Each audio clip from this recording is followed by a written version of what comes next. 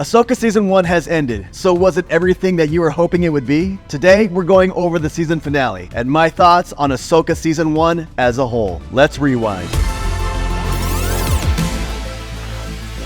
I'm on the road working right now, so this is my temporary studio. But I was not going to miss reviewing the season finale of the Ahsoka series. If you take the Ahsoka show for what it's worth, it was the first half of a season that I wish would have been 16 episodes. Don't get me wrong, what we saw was great, although it fell short of being excellent. And if you compare that to seasons 1 and 2 of The Mandalorian, that was an excellent series. And as far as Star Wars these days, judging everything to the success of seasons 1 and 2 of The Mandalorian, that's the gold standard for Star Wars these days. My main criticism of the entire Ahsoka series is that you couldn't really be a casual fan and enjoy this. If you were brand new to Ahsoka, you'd be very lost. And that was the conversation that I had with many people who weren't Star Wars fans. They just wanted to see a good show, and they were completely lost on the story, the characters, and what the heck was going on. You had to be a very invested Star Wars fan and do your homework in order to enjoy this entire season. And for those of you who did your homework and who did watch The Mandalorian,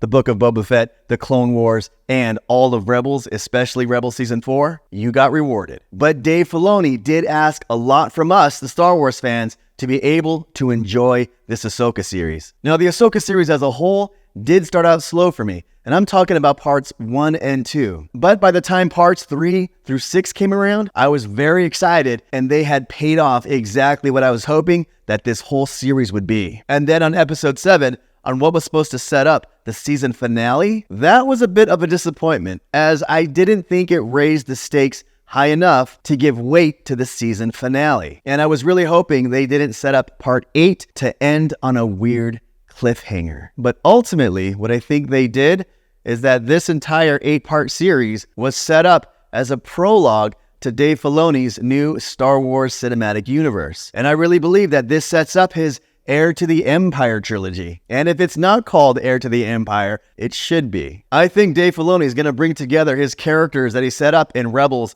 and the Clone Wars, and it's going to marry characters from The Mandalorian and the Book of Boba Fett, and bring in trilogy classic characters like Luke, Han, and Leia, and bring that into a Star Wars cinematic universe where everyone is going to get together to battle Thrawn. But getting into part 8, the season finale, it was only 47 minutes long, and when you take out recaps and credits, it makes it even shorter. And I didn't think they were going to have enough time to tell a complete episode and end it on a good conclusion. Instead, what we got was a lot of unanswered questions and a cliffhanger, like I said, that does set up Dave Filoni's Star Wars cinematic universe. And here are a few questions that I wish would be answered. What is Luke, Han, and Leia's role in all of this? And will they assist Ahsoka in dealing with Thrawn? And the obvious question, how will Sabine and Ahsoka get home? And will Hera and Ezra rescue them? What is Anakin's role in all this? And what does his appearance at the end of the season finale, what does that mean? Will Shin's abandonment fuel her rage? Or will it play to her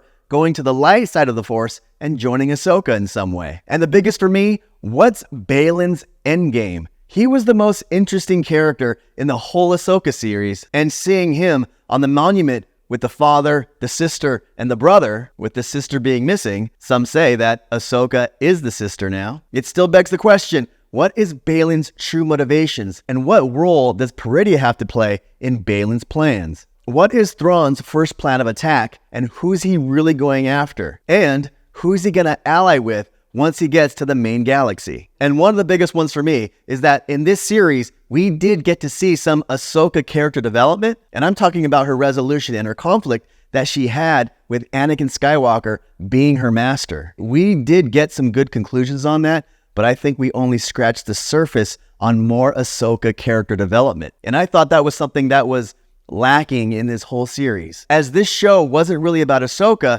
but it was an ensemble cast of the Rebels crew. I gave the entire season 1 of Ahsoka a solid 8. I really did enjoy it. I thought it was very well done. I thought the acting was awesome, and everybody who gave their artistic views on it, I think everyone did a great job, from the costuming, the special effects, the sound, and the music. It was pure Star Wars. I love the way it was shot and edited, but where it fell for me, they failed at making this a complete season that had a beginning, middle, and a strong conclusion. I really don't mind a cliffhanger that sets up a new series or even sets up a new cinematic universe. But for us fans who invested 8 episodes in order to get a good story, I think what this was an 8-series prologue that sets up, like I said, a new cinematic universe or a season 2, a full 16-episode season 2. So what are your thoughts on this series? Were you expecting this? Were you disappointed? Or were you fully satisfied and thought that this is the greatest Star Wars series? I think I would rank Mandalorian season 2 at the top, Andor season 1 a second, and this first season of Ahsoka a third. But like I said, what do you think? And let me know in the comments below.